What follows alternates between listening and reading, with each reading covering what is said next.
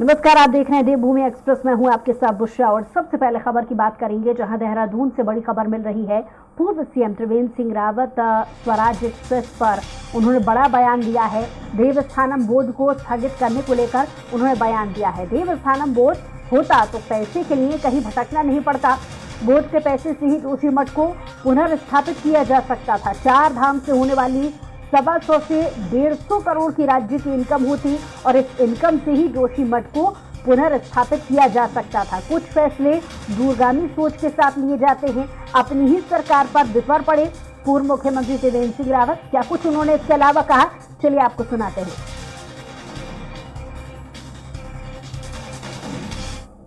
आज देवस्थानम बोर्ड होता तो 125 से 150 करोड़ की इनकम होती और केवल बद्रीनाथ जी के से जो हमको इन 4 धामों से जो हमको आय प्राप्त होती, उसी से जोशीमठ को पुनर्स्थापित किया जा सकता था।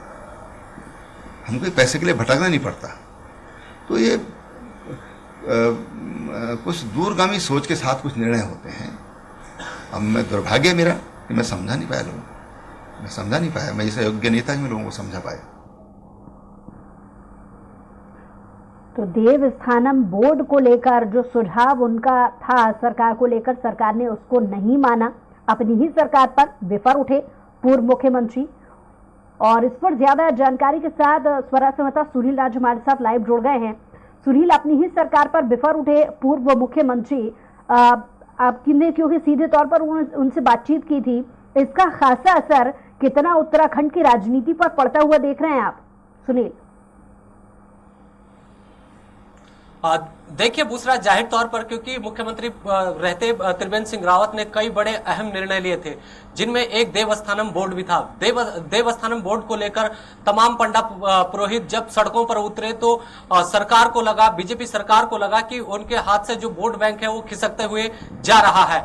इसी को लेकर जब मुख्यमंत्री पुष्कर सिंह धामी यहाँ पर आए तो देवस्थानम बोर्ड को स्थगित किया और फिर से केदार बद्री मंदिर समिति बनाई गई, जिसके अध्यक्ष मौजूदा जो मुख्यमंत्री के प्रतिनिधि भी हैं और अजेंद्र अजय जो केदार बद्री समिति के अध्यक्ष भी हैं, वो वहां पर नियुक्त किए गए।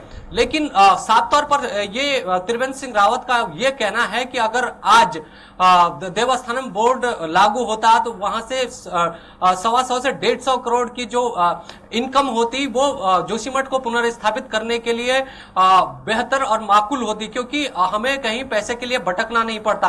तो ये उन्होंने दूसरी बार अपना दुखड़ा बयां किया है।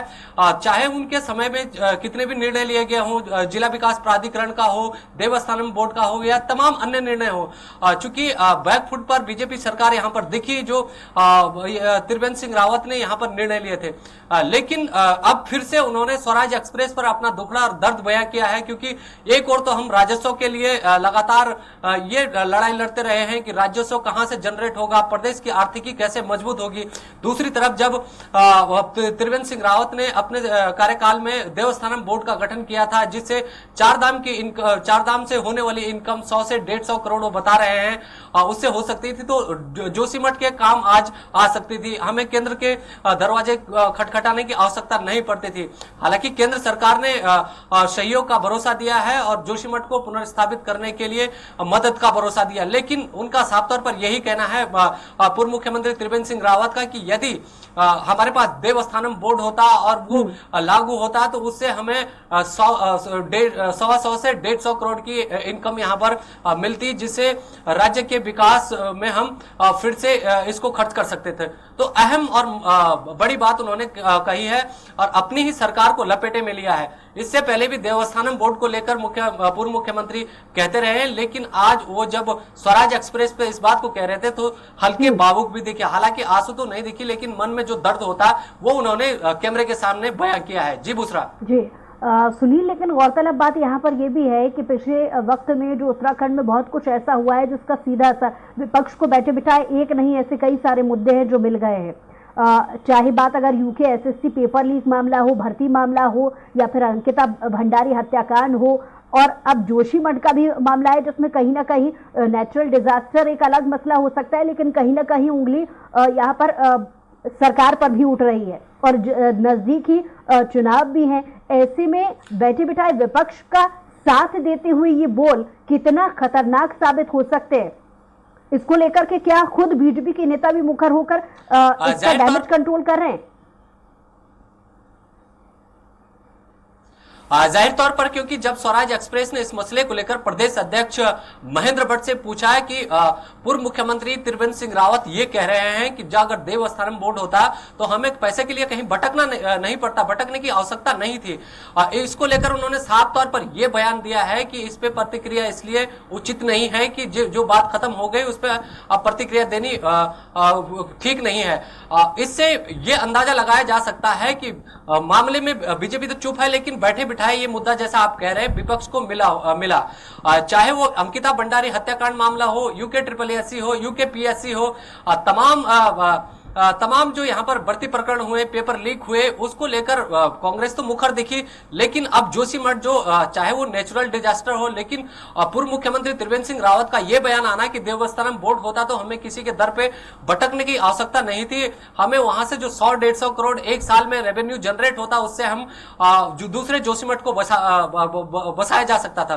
तो ये गंभीर बात है और विपक्ष इसको लेकर आक्रामक रुख भी अख्तियार कर सकता है। हालांकि विपक्ष भी इस पर कुछ ज्यादा नहीं बोलेगा, क्योंकि विपक्ष जब देवस्थानम बोर्ड मौजूद पूर्ववर्ती त्रिवेंद्र सरकार ने इसका गठन किया था तो कांग्रेस ने भी इसका सड़कों पर उतरकर विरोध किया था। लिहाजा क्योंकि वोट बैंक यहाँ पर ब्राह्मण और ठाकुर हमेशा रहे हैं और सत्ता में हमेशा दिखे हैं, ऐसे में कांग्रेस को भी ये लगता था कि कहीं पंडित वोट अगर छिटक जाता है तो उसको लपकने की यहाँ पर लगातार कोशिश कांग्रेस कर रही थी। लेकिन जब पुष्कर सिंह धामी आए तो उन्होंने देवस्थानम बोर्ड को खत्म किया, उसके बाद फिर से बद्री केदार मंदिर समिति को बनाया गया और वो उसको अस्तित्व में लाया गया। तो जो वोट बैंक यहाँ पर चुनाव से ठीक पहले छिटक रहा था बीजेपी के हाथों से, उसको वो कब्जाने में मुकम्मल रही। तो अब हालांकि ये जो त्रिवेंद्र रावत कह रहे हैं ये बड़ी गंभीर बात है। गंभीर बात इसलिए है कि राज्य का जो रेवेन्यू है वो इससे जनरेट किया जा सकता था और दूरगामी सोच थी। हालांकि अगर आने वाले दिनों में हमारे पास ऐसे तमाम सारी घटनाएं आती हैं तो हमारे पास रेवेन्यू तो है ही नहीं, हम जाहिर तौर पर केंद्र के दरवाजे पे जाएंगे और केंद्र का दरवाजा खटखटाएंगे।